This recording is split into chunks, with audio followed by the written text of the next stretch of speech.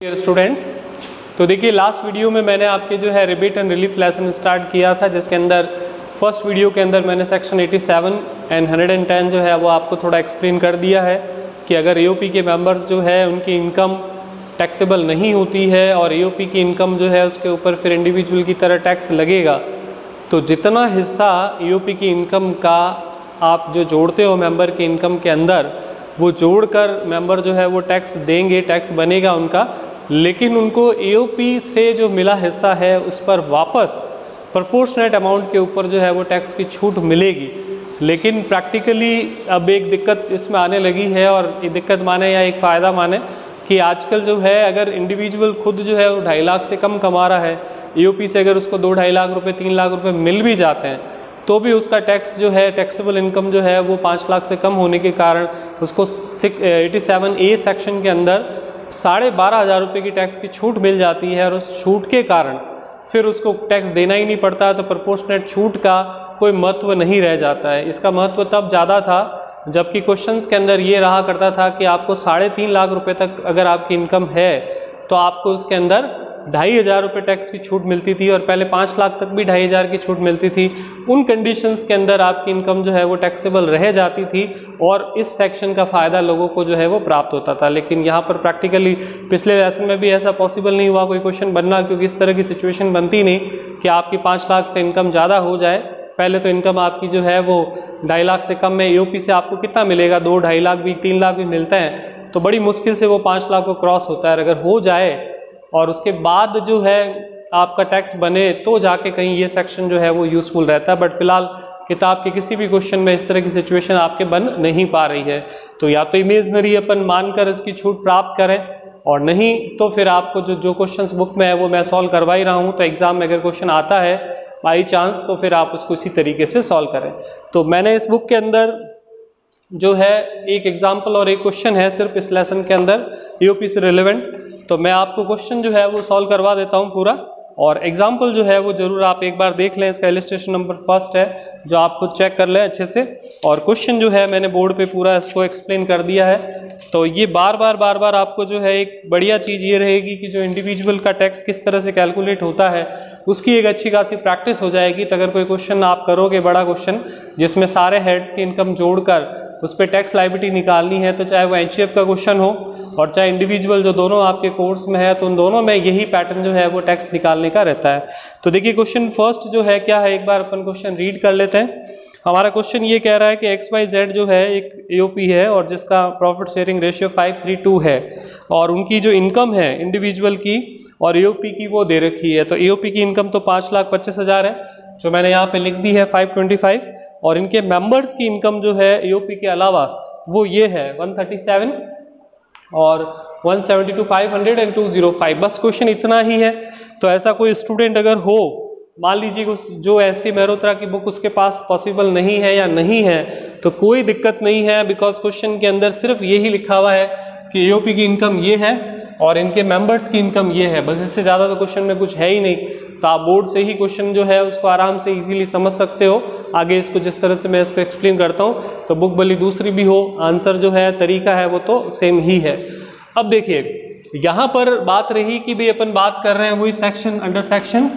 86 and 110 की rebate की बात कर रहे हैं, जिसके अंदर ये बोला गया कि एओपी की जो इनकम है, अगर उनके मेंबर्स जो है, तीनों मेंबर्स की बात करें तो तीनों मेंबर्स की जो एओपी के अलावा इनकम है वो 2.5 लाख से कम है। तो एओपी की इनकम अगर जो है वो भली कितनी भी है, लेकिन अगर उनके मेंबर्स की इनकम 2.5 लाख से कम है तो एओपी पर एज अ इंडिविजुअल जो है वो टैक्स लगेगा। और इंडिविजुअल का जो रूल है कि अगर वो सीनियर सिटीजन है तो उसके लिए 3 लाख और 2 लाख है 5 लाख के अंदर, अगर सुपर सीनियर है तो 5 लाख तक पूरा उसको फ्री है टैक्स। लेकिन उसके अलावा कोई भी व्यक्ति जो है वो चाहे भारत का हो, भारत के बाहर का हो, उन सब के लिए 2.5 लाख रुपए तक टैक्स फ्री है। अगले 2.5 लाख तक 5%, उसके बाद के 5 लाख के ऊपर सीधा 20%, टोटल हो जाएंगे 10, और 10 के ऊपर जो है सीधा 30%। ये हमारी टैक्स का जो स्लैब है। तो यही फ़ायदा रहेगा कि बार बार जो मैं आपको वीडियोस में क्वेश्चंस करवा रहा हूँ, तो उससे आपको इनकम टैक्स का स्लैब पूरा याद हो जाएगा। बाई चांस थ्योरी प्रैक्टिकल जैसे भी आए तो आप उसको अच्छे से यूटिलाइज कर सकते हो। तो अब रही बात यहाँ पर AOP की इनकम जो है 5,25,000 रुपये है। तो 5,25,000 रुपये होने पर हमारा जो रूल है कि इंडिविजुअल पर हम कैसे टैक्स लगाते हैं कि पहले 2.5 लाख तक 0, ठीक है, और अगले 2.5 लाख पर 5% लगाते हैं तो अगला 2.5 लाख तो बनेगा ही, क्योंकि 2.5 और 2.5 भी 5 होंगे, जबकि इसकी इनकम 5,25 है। तो अगले 2.5 लाख पर हम 5% लगाते हैं तो हो जाएगा 12.5, और 2.5 और 2.5 5 हो गए। इसके ऊपर इनकम पर कितना लगाना है 25%, तो उसके ऊपर की इनकम है इसकी 25,000, जिस पर हमको लगाना है कितना 20%। तो यहाँ पर 25,000 रुपये जो बचा उस पर 20% लगाया, इनको जोड़ा, और इसके ऊपर जो है वो आपको मिलेगा 4% जो है एजुकेशन एंड हेल्थ सेस, वो आपको इसमें ऐड ऑन करना पड़ेगा। तो वो हमने इसमें जोड़ दिया 4%, 17,500 का, तो ये आंसर आ गया। लेकिन यहाँ पर सेक्शन 87A का जो बेनिफिट है वो इसको नहीं मिला, बिकॉज इसकी इनकम 5,25,000 थी। तो देखिए बहुत ही ज़्यादा बड़ा डिफरेंस आ जाता है कि आपकी इनकम अगर 495 थी और उसकी जगह अगर 505 थी, तो वो 10,000 रुपये के गैप में यहाँ तक कि 499 थी और 5 लाख हो गई। 5 लाख से मतलब कुछ रुपए भी ऊपर हो गई, तो उसमें वो 12,500 रुपये का जो एक बेनिफिट है वो एकदम से हट जाता है। और प्रैक्टिकली मैंने देखा लोगों को कि काफ़ी कोशिश करते हैं कि उनकी इनकम 5 लाख से कम हो जाए, डिडक्शन लेकर जो भी, लेकिन कई बार ऐसा पॉसिबल नहीं होता। LIC हाउसिंग लोन ये सब मिलाकर भी जो है, हाउसिंग लोन ही एक ऐसी चीज़ है जो कि आपकी इनकम को बहुत ज़्यादा कम कर पाती है, और उस वजह से जब तक आप घर के मकान का जो लोन जो है उसका पेमेंट करते हो, उन सालों में आप पर टैक्स जो है वो मोस्टली नहीं लगता है, बिकॉज आजकल घर भी इतने महंगे हो गए हैं, लोन्स इतने बड़े बड़े हो गए हैं। आप 25 लाख 30 लाख में तो मुश्किल से प्लॉट मिलता है अच्छी जगह पर, तो उसके लिए मकान का लोन लेते हैं 40-50 लाख, तो महीने की 40-50 हज़ार रुपये किस्त आती है, जो साल के आपके काफ़ी सारा अमाउंट उसका जो है वो बन जाता है इंस्टॉलमेंट का। और गवर्नमेंट से लगभग पूरी इंस्टॉलमेंट की छूट आपको अलग अलग तरीके से प्राप्त हो जाती है, और आपकी इनकम कम होती है उससे आपको टैक्स कम देना पड़ता है। लेकिन क्योंकि इस व्यक्ति की इनकम की जो है 5 लाख से ऊपर चली गई, तो इसलिए इसको कोई रिलीफ नहीं मिली, कोई रिबेट नहीं मिली, सीधा इसको 18,200 रुपये का टैक्स भरना पड़ेगा। अब रही बात तीनों पार्टनर्स की, तो पहला तो ये है कि भाई इनकी पर्सनल इनकम, जैसे मैंने क्वेश्चन में आपको रीड करके बता दी, 137, 172 नियरली और 105, 205 इसकी इनकम तीनों की दी हुई है। यहाँ पर AOP की इनकम कितनी है 5,25,000, जिस पर AOP पहले से टैक्स दे चुका है, ठीक है ना। तो AOP पहले से टैक्स दे चुका है, इसीलिए ये सेक्शन बना है कि जब AOP ने इनकम पर टैक्स दे दिया है, तो आप उनकी इनकम को जब उनके सारे मेंबर्स के अंदर जोड़ रहे हो तो उनको वापस टैक्स की छूट मिलनी चाहिए। यही हमारा सेक्शन 86 कहता है कि जब AOP खुद टैक्स दे चुका है तो उनके मेंबर्स को मिलने वाली इनकम पर उनको वापस टैक्स के अंदर छूट मिलनी चाहिए। और कैसे मिलती है बस वही इस सेक्शन में बताया गया है। तो पहले 5,25,000 को इनका जो रेशियो है 532 उसमें डिस्ट्रीब्यूट कर दिया, इनकी इनकम को टोटल कर दिया। टोटल करने से इनकी जो इनकम है इसकी 4,03,30 और 3,10,000, क्योंकि ये तो इंडिविजुअल ही है, तो इंडिविजुअल पर तो इंडिविजुअल की ही रेट लगनी है, उसमें कोई संशय नहीं। 2.5 लाख तक नील, इसके 4 है,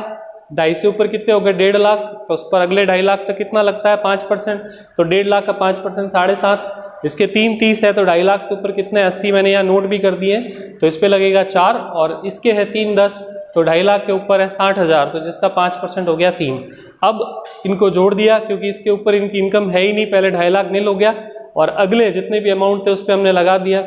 अब यहाँ पर क्योंकि इनकी इनकम जो है वो 5 लाख से कम है, तो इनको मैंने पूरा यहाँ नोट कर दिया है फिर से कि 87A के अंदर अंडर सेक्शन US आपको जो है कि if income is less than 5 lakh rupees है तो आपको अप टू 12,500 की रिबेट मिलेगी। अप टू वर्ड मैंने इसलिए जोड़ा कि ऐसा नहीं कि 12,500 की छूट मिलेगी, भाई आपका टैक्स ही 4,000 मिल रहा है तो 4,000 तक छूट मिलेगी, तो अप टू 12,500 का मतलब 12,500 तक छूट मिलेगी। अगर उससे ज़्यादा टैक्स है तो 12,500 की, और अगर उससे कम है तो फिर आपको जितना है उतनी ही रिबेट मिलेगी। तो अब देखिए कि 5 लाख से कम इनकम होने के कारण इसकी 7.5 थी, 7.5 की छूट मिल गई, 4 को 4, 3 की 3, तो ये पूरा ही नील हो गया। इसके बाद आपको इसमें अगर मान लें कि ये 12,500 की रिबेट मिलने के बाद भी यहाँ पर कुछ टैक्स रह जाता, फॉर एग्जाम्पल ऐसे अपन एज्यूम कर रहे हैं कि मान लेते हैं कि यहाँ पे 1,000 रुपये रह जाता, तब ये 86 की जो 87 के बाद 86 की रिबेट मिलती है। और कैसे मिलती बस मैं वो एक बार बता देता हूँ कि भाई 4 लाख की इनकम पर हम ये एज्यूम कर रहे हैं यहाँ पर कि 4 लाख की इनकम पर इसका टैक्स है 1,000, फॉर एग्जाम्पल यहाँ मैं इस जगह पर नील की जगह मान रहा हूँ कि यहाँ पे आपके 1000 रुपये बच गए और वो जो लगे हैं 4 लाख की इनकम पर, कि भाई 4 लाख पर 1000 लगे तो एओपी से कितना हिस्सा मिला था, 2,62,500। तो इसका जो अमाउंट आएगा वो आपके 86 जो है अंडर सेक्शन 86 में आपको रिबेट मिलेगी। Very very simple. जैसे कि मैं इसका अमाउंट अगर एक बार कैलकुलेट भी कर दूं कि अगर 1000 रुपये मुझे टैक्स बना है 4 लाख पर, तो 26,000 2,62,500 पर मेरा जो है वो कितना होगा रिबेट, तो 656 रुपये ये आपके रिबेट आएगी। तो भले क्वेश्चन में था या नहीं था, मैंने आपको ये सेक्शन समझा दिया कि इस तरीके से आपको करना है कि एग्ज़ाम में अगर ऐसा कोई क्वेश्चन आ जाए कि ये 87 घटाने के बाद भी यहाँ पे टैक्स बचे, तो टोटल इनकम पर इतना टैक्स बना है तो ईओपी की इनकम पर कितना बनेगा उतना माइनस कर दो, फिर उसके बाद उसमें जो है 4% एजुकेशन सेस जो है और हेल्थ वाला जोड़ दो, तो इनका आंसर आ जाएगा। लेकिन इस क्वेश्चन में क्योंकि टैक्स जो है, मैंने कहा आपको जो ये 87A वाला जो अमाउंट गवर्नमेंट ने इतना बढ़ा दिया कि अब टैक्स बचता ही नहीं है, तो जब बचता ही नहीं है तो लगने का कोई सवाल ही नहीं, ठीक है ना। तब इसके बाद इसके नेक्स्ट वीडियो के अंदर